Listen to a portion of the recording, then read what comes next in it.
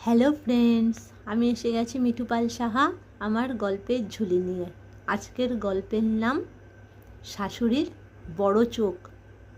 শুনতে থাকো এবং যদি ভালো লাগে লাইক সাবস্ক্রাইব করো, রিকোয়েস্ট থাকলো।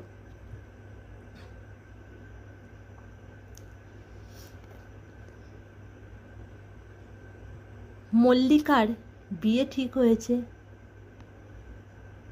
ছেলের বাড়ির অবস্থা খুব ভালো, বলা যায় বনেদি পরিবার। মল্লিকা খুব খুশি, তার এত ভালো পরিবারে বিয়ে ঠিক হয়েছে।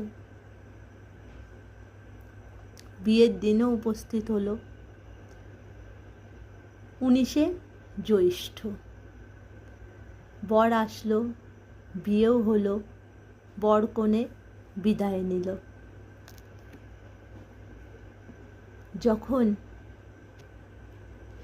মল্লিকা নিজের স্বামী গৃহে প্রবেশ করবে তখন তার শাশুড়ি তাকে বরণ করতে লাগলো।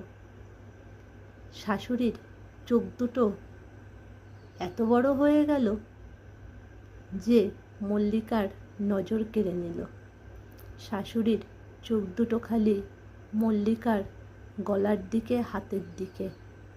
কি কি গয়না নিয়ে এসছে।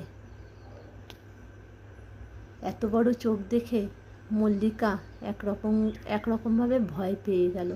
তারপর তো যেভাবে হোক মল্লিকার গৃহপ্রবেশ হয়েই গেল।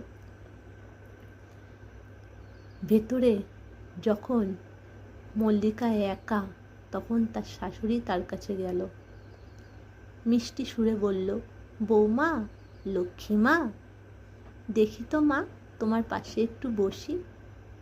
তার শাশুড়ি এসে তার পাশে বসলো।